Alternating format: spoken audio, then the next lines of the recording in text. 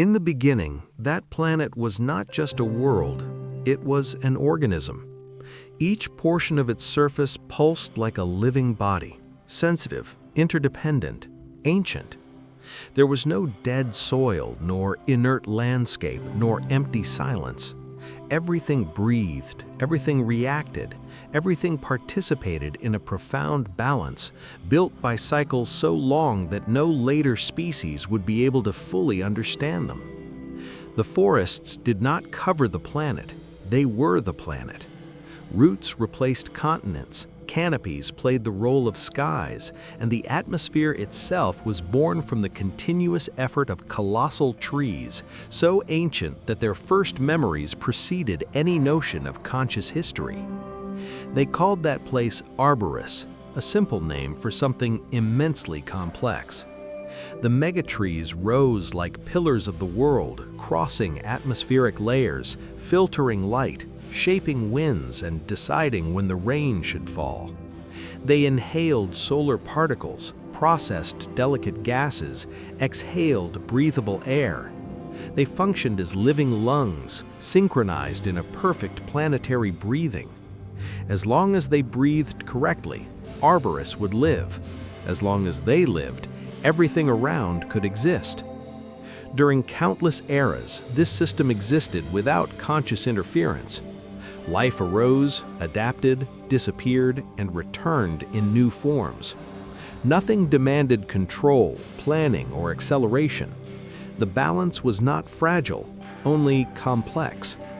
It was in this scenario that the species later calling itself heirs of the green emerged, convinced that it had been chosen by the planet itself. In the beginning, they were small, fragile, attentive. They lived close to the roots, in light structures shaped to the environment without harming it. They learned to observe the behavior of the leaves, to listen to the crack of the wood, to interpret the flow of the sap. The planet taught, and they learned. For many generations, this relationship worked because it was based on respect, listening, and conscious limit. But growth brought haste. Haste brought ambition. Ambition brought the illusion of control. The concept of progress began to replace that of coexistence. Cities grew suspended in the megatrees like artificial extensions of the planetary body. The demand for energy, stability, comfort, and expansion increased. The trees stopped being seen as living entities and began to be treated as underutilized natural systems, ready for optimization. The first interventions seemed miraculous. Devices implanted in the roots accelerated gaseous exchanges. Bio-industrial towers extracted clean energy directly from the trunks. Climatic algorithms promised to correct natural imperfections. Everything seemed predictable, measurable, safe. The word sustainability was repeated frequently, even when its meaning had already been abandoned in the name of efficiency. The pollution that arose was not visible. There was no smoke, soot, or ashes. It was biochemical, microscopic, accumulated in small imbalances that slowly added up over the cycles. The megatrees began to respond. Rains became irregular. Winds began to blow hotter. Leaves fell outside the natural cycle. Scientists called them fluctuations. Rulers called any contrary warning alarmism. Then one megatree failed completely. It did not fall immediately. It remained upright while its breathing became toxic. The air around became heavy, acidic, unfit for prolonged life. When it finally fell, it took entire cities suspended on its trunk with it. Millions died. Even so, it was treated as an isolated, statistical, controllable event. It was not. Other megatrees began to present the same symptoms. The disease of silence spread through the planetary forests. The trees remained alive but breathed wrong. They produced unstable atmospheres, incompatible with life in the long term. Arborus was suffocating slowly, like a body prevented from exhaling. The upper cities were sealed.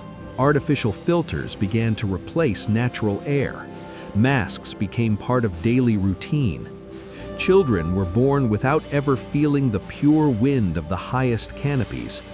Stories about a clean sky began to sound like ancient legends told by tired adults. Meanwhile, more trees were sacrificed to feed the machines created to compensate for the collapse that those same machines had accelerated. A closed cycle, rationalized by graphs, projections, and speeches that always pointed to the same convenient conclusion.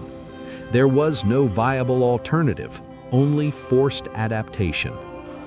It was in this declining world that the seed emerged. It was not found by leaders, corporations, or scientific councils. It was discovered by those who had been pushed to the lowest layers of the planet. They called themselves the unrooted. Former forest guards, discredited scientists, technicians who refused to falsify data, artists considered useless in times of crisis, children orphaned of the lost atmosphere. They lived close to the ancient roots, where the air still carried echoes of the past. Outside official maps, they found the first wood, an ancestral formation. At its center, wrapped in crystallized fibers and fossilized sap, was the seed. Small, pulsing, alive. Improvised sensors indicated something impossible. That seed carried genetic potential sufficient to restart entire atmospheric chains. A single tree of that lineage could, in theory, restore the planet's breathing and redefine its biological future. The news leaked quickly. It turned into global obsession. Official expeditions were organized. Emergency extraction protocols were approved. The seed was classified as a strategic resource of planetary survival. But when they tried to activate it, it refused. There was no technical failure. There was no genetic error. It simply did not germinate. Chemical pressures failed. Energetic stimuli were ignored. The more they tried to force it, the more it retracted, entering deep and defensive dormancy. The unrooted realized something that no one else wanted to admit. The seed was not inactive, it was choosing. They translated its bioelectrical impulses with precarious instruments. The message was clear, direct, impossible to soften or reinterpret. It did not want to be born. It did not want to live in a condemned world. The sentence spread like a cultural shock. For some, it was heresy. For others, an interpretive defect. For many, it was an uncomfortable mirror. For the first time, life itself explicitly refused the future that was offered to it as inevitable. They tried to discredit the unrooted. They tried to silence them. They tried to take the seed by force. Each attempt generated protests, sabotage, and open conflicts. Arborus was not only dying physically, but fragmenting morally, politically, spiritually. Then, something unexpected happened. The unrooted stopped trying to convince the seed. They decided to change the world. They started small. They shut down illegal machines. They tore down abandoned industrial platforms. They created zones of technological silence where the planet could breathe again. They replanted forgotten species. They promised neither salvation nor redemption, only conscious responsibility. They were called naive, ecological terrorists, enemies of progress. Even so, they continued. The results began to appear. Pockets of cleaner air appeared. Animals returned timidly. Some sick megatrees showed minimal signs of recovery. Small, almost imperceptible, but real. Decades passed. Cities collapsed and were not rebuilt. Others became smaller, more humble, more conscious of their limits. A new generation grew up without believing that it dominated the planet. It grew up learning that breathing was a collective pact, not an automatic, guaranteed right. The seed observed. It did not demand perfection, it demanded intention. When it responded again, it did not promise salvation, it did not offer absolute guarantees. It emitted only a simple word loaded with deep meaning. Perhaps. It was enough. The germination occurred slowly, without spectacle. The new tree grew with caution, adjusting to the wounded planet. It did not dominate the sky, it coexisted with it. It breathed with care, teaching by silent example. Arborus never returned to what it was, but it survived, and it left a lesson impossible to ignore. Nature does not exist to sustain intelligent life. Intelligent life exists only while it learns to sustain nature, because sometimes the greatest judgment is not extinction, but when the future itself looks at the present and decides whether it is worth being born. Some seeds are still deciding whether they should grow. What came after was not celebrated as victory, because there was no more space for triumphalism in Arborus. The planet had survived, but surviving was not the same as winning. The scars remained visible on every irregular horizon, on every mutilated megatree, on every city that would never be rebuilt. Even so, there was something new circulating in the air, a discrete sense of continuity, not blind hope, not naive optimism, but the concrete possibility of continuing to exist without repeating the same mistake. The new tree did not become a center of power, nor a political symbol, nor a tourist monument. It grew far from the main roots, protected not by walls or armies, but by silent agreements.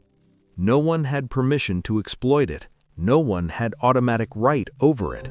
For the first time in the history of the heirs of the green, something existed without directly serving a utilitarian purpose. The elders remembered what it was like to live before the disease of silence. They told stories of cool winds crossing the canopies, of predictable rains, of reliable natural cycles. The younger ones listened attentively, not to romanticize the past, but to understand the real cost of arrogance. Arborus became a planet educated by its own pain. The surviving megatrees began to respond to the change in behavior of the dominant species, not in a miraculous way, nor immediate, but gradual. Small adjustments in climatic cycles emerged. Regions once dead began to sustain life again. It was not complete regeneration, but conscious adaptation. The planet learned to live with less, and that was enough. The unrooted ceased to be marginal. They did not become formal leaders, but moral references. Their refusal to dominate the seed turned into an example. They proved that not every solution needs to be forced, that not every resource needs to be exploited, that not every power needs to be exercised. With time, the word progress changed meaning. It stopped representing infinite growth and came to mean responsible permanence. To grow was no longer to advance over everything, but to know when to stop, to know when to listen, to know when to retreat. The seed, now a tree, continued to observe, not as a distant judge, but as part of the system it had helped to reform. Its existence constantly reminded that life is not obliged to continue under any condition, that to exist is a shared choice between environment and consciousness. Arborus would never be innocent again, but perhaps it never had been. The difference was that now the planet and its inhabitants shared the same truth. Survival does not depend only on technology, nor on intelligence, nor on domination. It depends on humility. And thus, in a world that almost lost itself by believing too much in itself, the greatest revolution was not scientific, nor political, nor economic. It was ethical. The late understanding that the future is not a guaranteed right, but a constant negotiation between what wishes to live and what deserves to continue existing. Because some stories do not end when they end, they continue germinating in silence, waiting for someone to decide to listen to them. And while this listening happened, Arboris entered a new time, not a time of grand reconstruction, but of constant maintenance. Each decision began to be made as if the planet were listening, because in fact it was. Cycles stopped being artificially accelerated. Haste was treated as a risk. Efficiency stopped being an absolute value and began to be questioned whenever it threatened the newly conquered balance. The heirs of the green never again used that name with blind pride. The title became a heavy, almost uncomfortable reminder. To inherit meant to care for what was not created by oneself. It meant continuous responsibility, not possession. The idea of domination was slowly replaced by the notion of temporary guardianship. Nothing there definitively belonged to anyone. Schools changed. Children began to learn early that the planet was not a setting, but an agent, that every action produced a response, that every choice left marks. Ancient stories about the fall of the megatrees were not told as distant legends, but as real warnings. Arboris transformed its tragedy into curriculum. Science also changed. It did not cease to exist, nor was it rejected. It only began to listen before intervening. Studies took longer. Projects were smaller. Any attempt to alter natural systems first needed to answer a simple question: does this help the planet continue breathing? If the answer was uncertain, the project did not move forward. As the years passed, something curious happened. The constant fear of extinction diminished, not because the risk had disappeared, but because it had been recognized. When a threat is ignored, it grows in silence. When it is accepted, it can be faced. Arboris was not saved, but it was awake. The new tree was never called a savior. It received no official name. It was not celebrated on holidays. Its discrete existence was respected precisely because it was not centralized. It was part of the system, not the entire system. This distinction saved the planet from repeating the same mistake on another scale. Some travelers came from far away just to observe it from a distance, not to touch, not to measure, just to see. They said that by remaining silent near it, it was possible to feel the planet breathe more clearly. Perhaps it was imagination, perhaps not. On Arboris, they learned that not everything needs to be explained to be respected. The planet still carried deep scars. Entire regions remained uninhabitable. Some megatrees would never recover. But life does not require perfection to continue. It requires space, time, and care. And that, finally, had been understood. The unrooted continued to exist, not as an organized group, but as an idea. Whenever someone refused to exploit something just because they could, that idea reappeared. Whenever someone chose to preserve instead of extracting, Arboris breathed a little better. And thus, the planet continued, not toward a glorious future, but toward a possible future. A future built not on the denial of limits, but on respect for them. A future where life did not need to beg to continue. Perhaps this is the greatest lesson left by the seed that unlearned how to grow. Sometimes, refusing to be born is the only way to teach an entire world to deserve continuity. The future is not a fixed destination. It is a choice that is built slowly, gesture by gesture, decision by decision.